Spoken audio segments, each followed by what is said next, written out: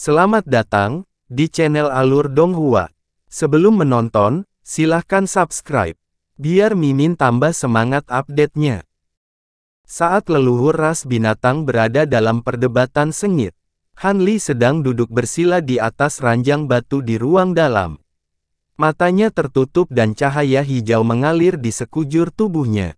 Dia tampak sama sekali tidak menyadari konspirasi yang sedang terjadi di antara klan binatang. Dia hanya memikirkan bagaimana mempersiapkan musuh yang akan datang. Sama seperti leluhur ras binatang berada dalam perdebatan sengit, Han Li sedang duduk bersila di atas ranjang batu di ruang dalam. Matanya tertutup dan lampu hijau mengalir di sekujur tubuhnya. Dia tampak dalam keadaan meditasi. Saat ini, anak emas dan Pixiu giok putih tidak menjaganya. Tidak diketahui apakah mereka telah disingkirkan atau tidak. Situasi saat ini bahkan lebih sulit daripada diburu oleh seluruh pengadilan surgawi. Bahkan bisa dikatakan bahwa ini adalah krisis terbesar yang dia hadapi sejak dia datang ke alam abadi sejati. Dia sama sekali tidak menyadari konspirasi yang sedang terjadi di antara klan binatang. Dia hanya memikirkan bagaimana mempersiapkan musuh yang akan datang. Sebelum ini, meskipun dia secara kebetulan telah membunuh utusan abadi pengadilan surgawi, dia sekarang harus menghadapi dewa pemakan emas yang kultivasinya lebih tinggi darinya.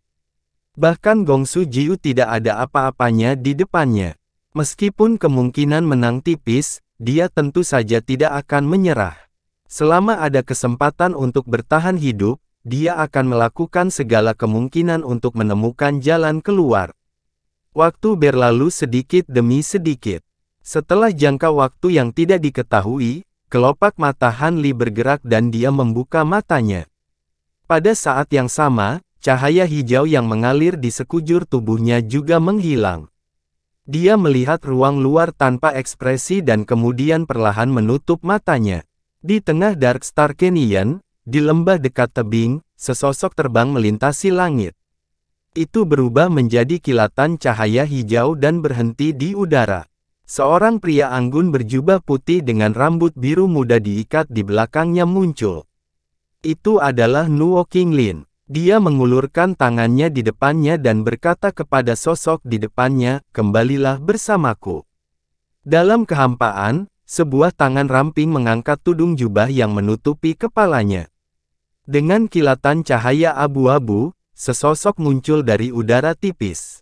Itu adalah Nuo Yifan. "Ayah, Senior Li telah membantu kami. Bagaimana kami bisa?" Nuo Qinglin memotongnya sebelum dia bisa menyelesaikan kata-katanya. "Ini adalah hasil dari diskusi bersama di antara klan binatang. Ini bukan keinginanku sendiri." Nuo Qinglin menggelengkan kepalanya dan berkata perlahan, "Alam keadaan meditasi. Tapi ini salah. Ayah, Anda selalu mengatakan bahwa ras manusia itu berbahaya. Tetapi bagaimana tindakan kita berbeda dari tindakan mereka?" Noifan mengerutkan kening dan bertanya, "Ini adalah keputusan raja. Apa yang bisa saya lakukan?" Nuo Qinglin menghela nafas. Ekspresi Noifan berubah sekali lagi ketika dia mendengar ini. Hampir semua anggota suku bintang Serene dalam radius beberapa ratus mil di sekitar tebing telah mundur. Ribuan prajurit paling elit dari 8 klan binatang telah mengepung tebing di bawah kepemimpinan beberapa lusin imam besar klan binatang. Selain Nuo Qinglin, 8 leluhur klan suci lainnya melayang-layang di atas tebing, memandangi gua dengan sungguh-sungguh. Patriark Yinsen melambaikan tangannya, dan bendera kulit binatang berwarna kuning tua muncul di telapak tangannya. Dia melambaikannya pada puluhan High Priest dari jauh. Melihat ini, lusinan High Priest mengayunkan tongkat tulang di tangan mereka dan melantunkan mantra aneh pada saat bersamaan. Saat nyanyian ini terdengar, sungai di tengah Dark Star Canyon tiba-tiba menjadi bergolak. Cahaya hijau dan ungu muncul dari tanaman merambat dan bunga di kedua sisi ngarai, memadat menjadi pola totem berbentuk kepala rubah. Saat pola tersebut muncul, cahaya di ngarai mulai redup meski hari masih siang.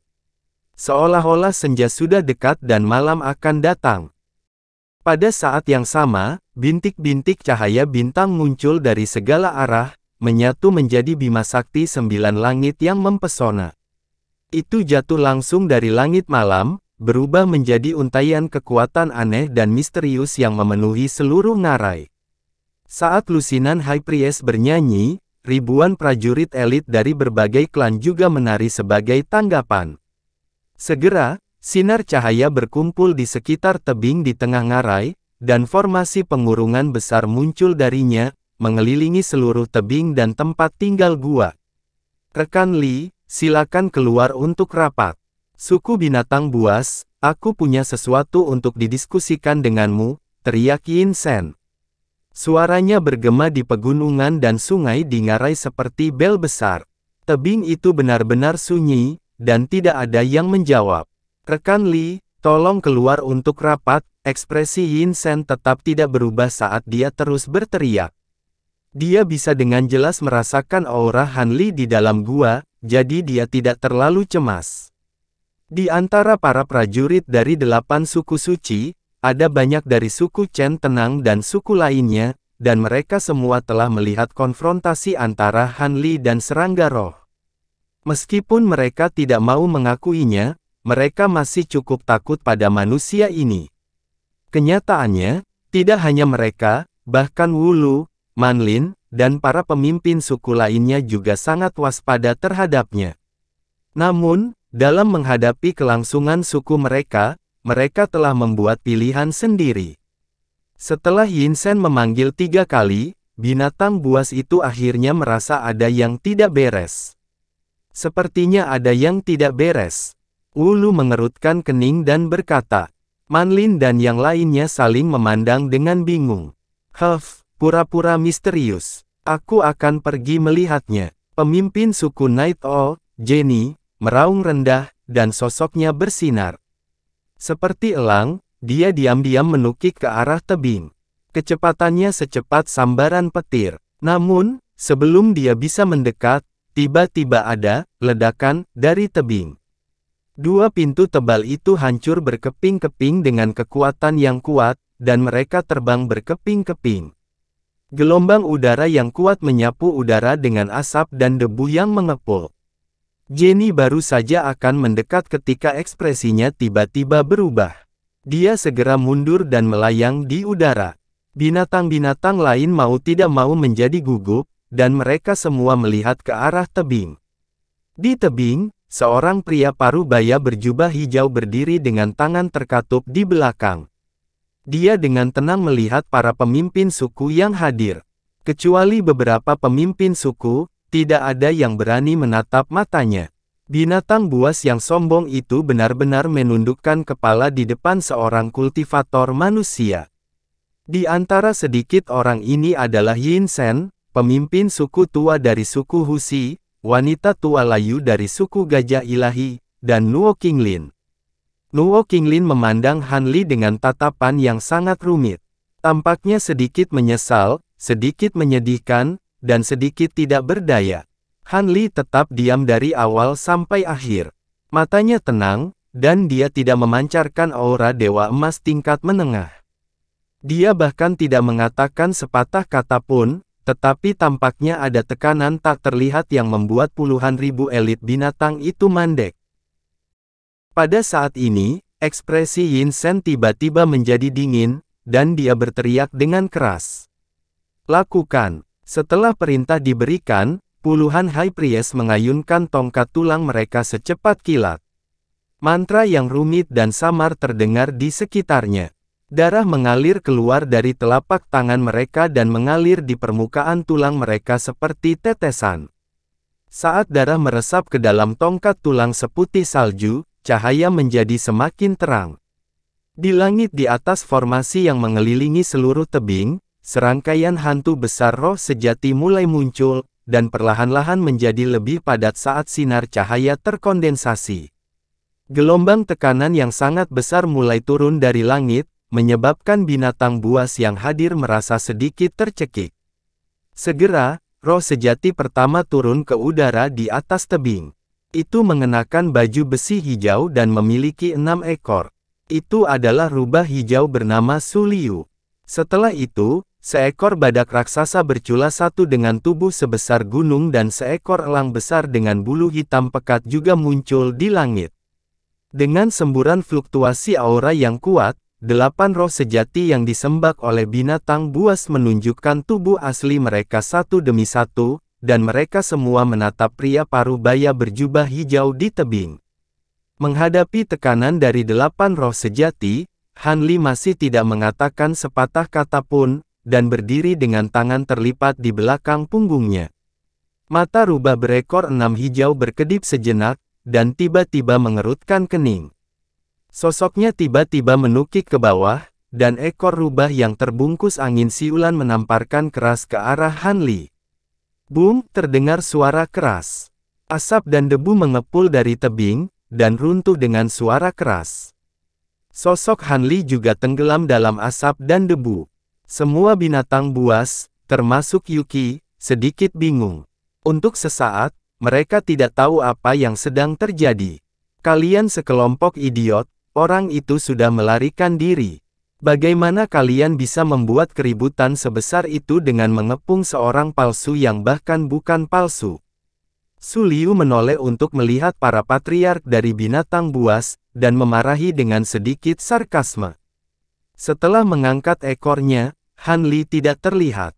Hanya ada kacang kuning tua dan topeng kepala kuda biru yang berkedip-kedip dengan cahaya di tengah puing-puing. Setelah energi spiritual terakhir habis, kacang polong benar-benar redup. Yin Shen memandang Nuo Qinglin, yang baru saja bergegas, dan bertanya dengan suara yang dalam, apa yang terjadi? Bagaimana orang itu mengetahui berita sebelumnya dan melarikan diri? Bagaimana mungkin saya mengetahuinya? Apakah Anda mencurigai saya? Nuo Qinglin sedikit marah dengan pertanyaan ini, dan berkata dengan marah. Kudengar putrimu memiliki hubungan dekat dengan orang itu. Jin itu mengangkat alisnya, dan berkata dengan nada yang aneh. Sejak kita memutuskan rencananya, Ivan telah dikurung olehku, jangan bicara omong kosong. Nuo Qinglin memarahi dengan dingin. Begitu dia selesai berbicara, tubuh besar rubah hijau berekor 6 juga berbalik, dan bertanya dengan nada tidak ramah, bagaimana pendapatmu tentang gadis Ivan itu? Mendengar ini, ekspresi Jin segera berubah, dan dia menundukkan kepalanya, tidak berani berbicara.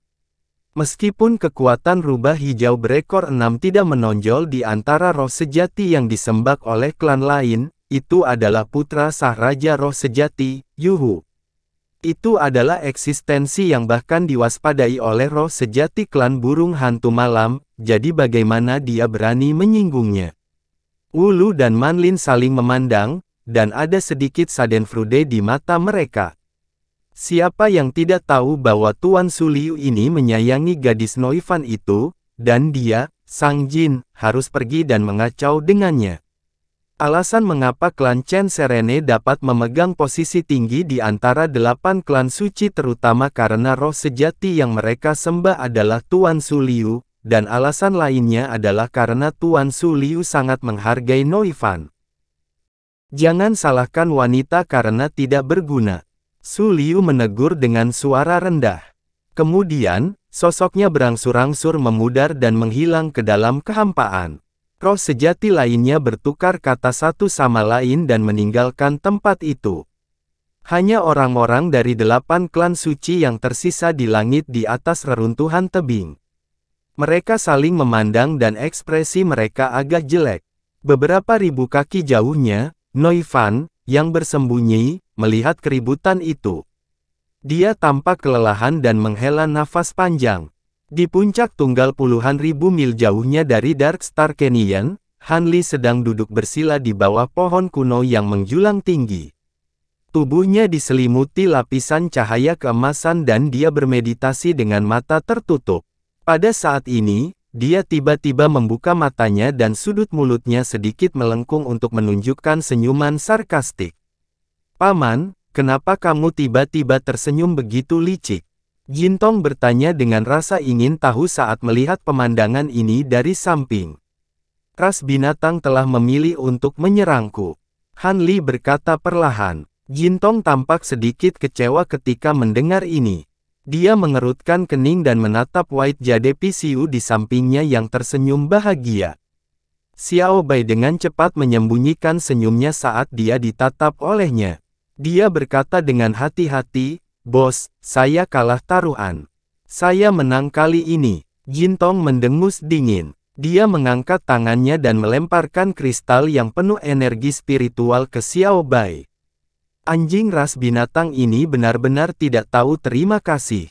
Mereka benar-benar membalas kebaikan dengan permusuhan. Dia menyilangkan tangan di depan dadanya dan berkata dengan marah. Saat mengucapkan kata anjing dan tak tahu terima kasih, Jintong sengaja menekankan nadanya. Xiao Bai yang hendak menelan kristal itu tiba-tiba berhenti dan hampir tersedak. Dia bahkan menyesal bertaruh dengan Jintong tentang apakah ras binatang akan menyerang Han Li. Aku memiliki keturunan roh sejati dan PCU yang belum dewasa bersamaku. Tidak peduli bagaimana kamu melihatnya, sepertinya aku akan digunakan sebagai makanan untuk raja mereka. Selain itu, kebencian mereka terhadap ras manusia tidak kalah pentingnya daripada ras serangga.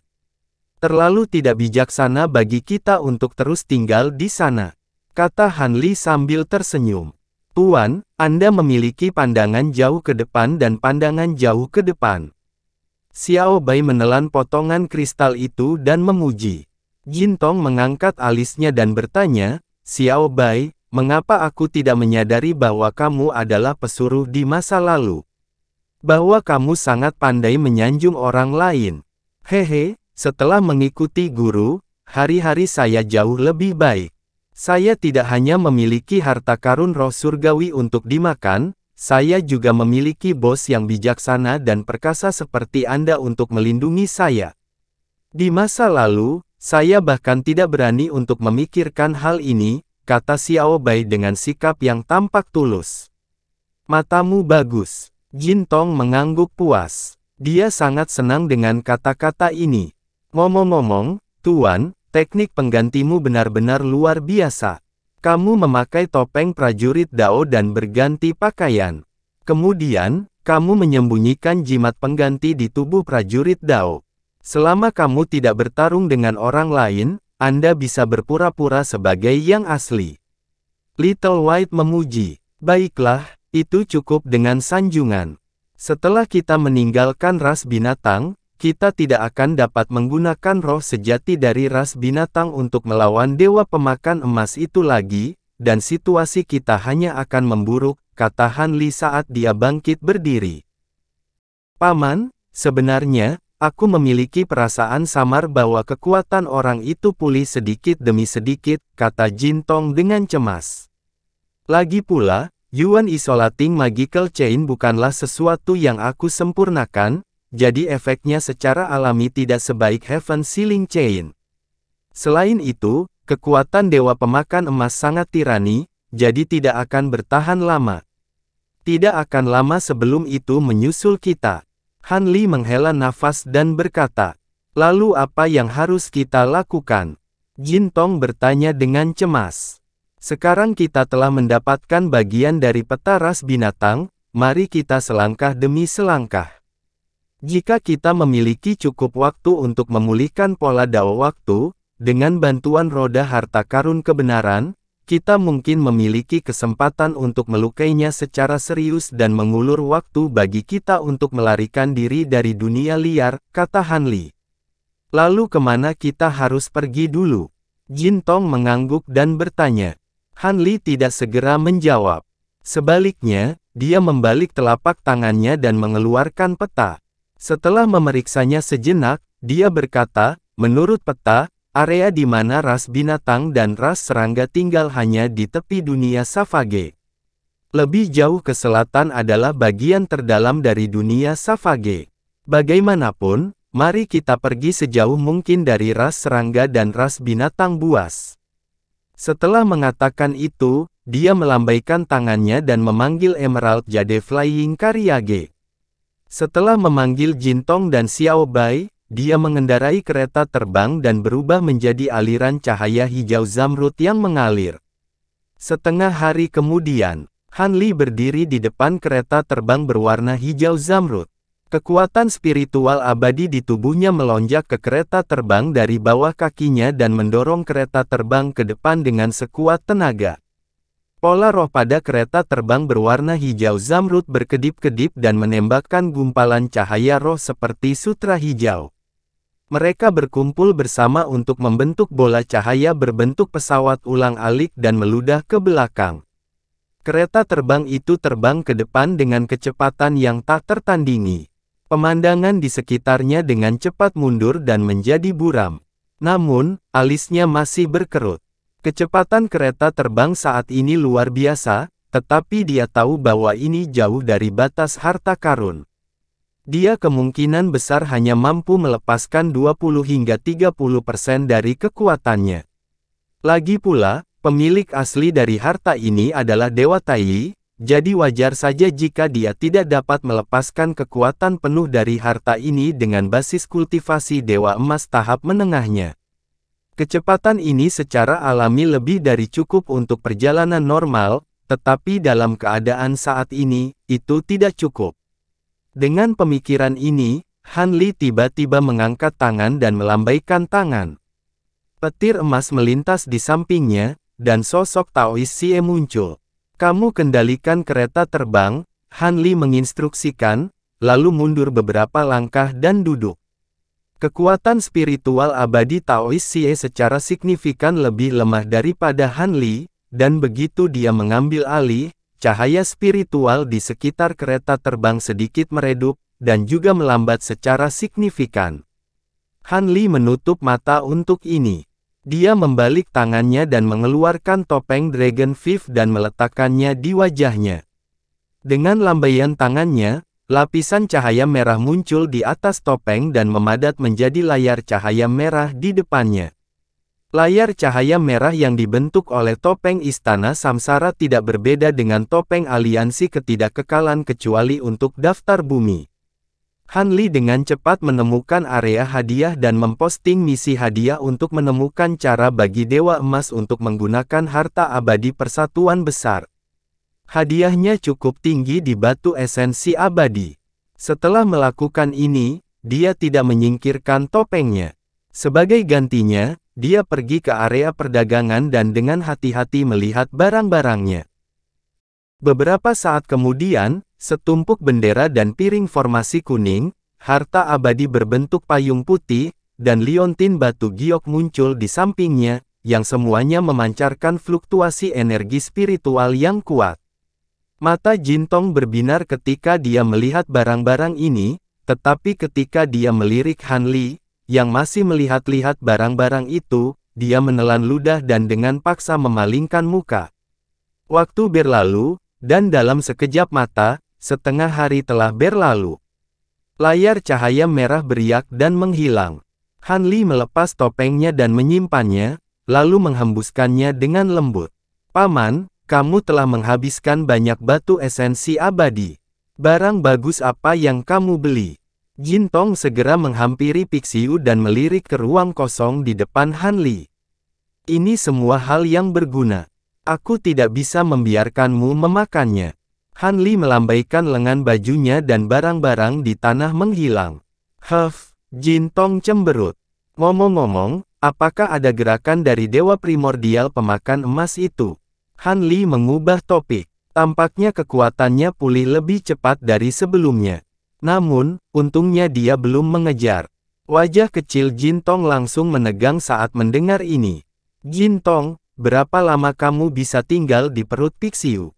Han Li bertanya dengan ekspresi serius. Ada ruang di perut Little White, dan ada kekuatan khusus di sana. Meskipun tidak bisa mencerna tubuhku, itu berpengaruh pada jiwaku. Aku hanya bisa tinggal di sana paling lama 1 jam, dan kemudian aku perlu keluar, kata Jintong sambil mengusap kepala Pixiu. Hanya 1 jam, Han Li mengerutkan kening.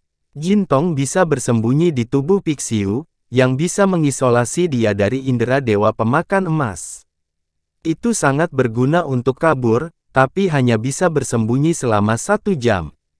Jika dia benar-benar berlari, itu akan setara dengan dewa pemakan emas yang menguncinya setiap setengah jam sekali. Little White, apakah ada cara untuk memperpanjang waktu Jin Tong bisa tinggal di tubuhmu? Han Li merenung sejenak dan menatap Pixiu.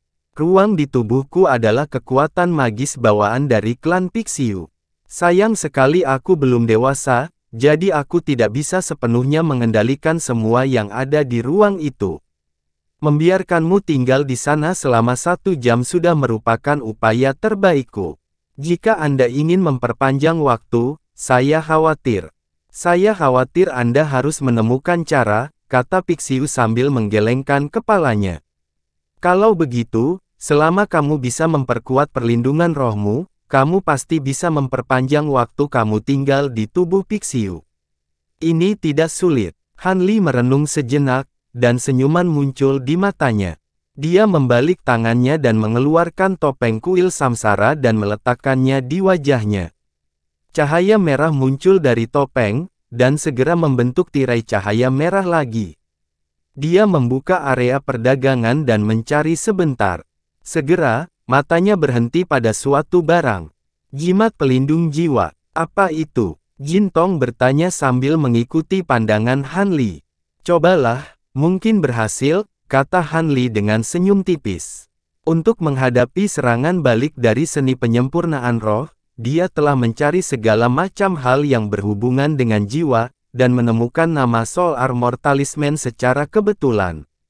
Seperti namanya, itu adalah jimat khusus yang dapat meningkatkan pertahanan roh. Meskipun efeknya bagus, harganya sangat mahal. Satu jimat berharga 500 batu meta abadi, dan itu hanya bisa bertahan untuk waktu yang singkat. Tanpa banyak ragu, Han Li mengeluarkan 500 batu meta abadi dan membeli satu jimat.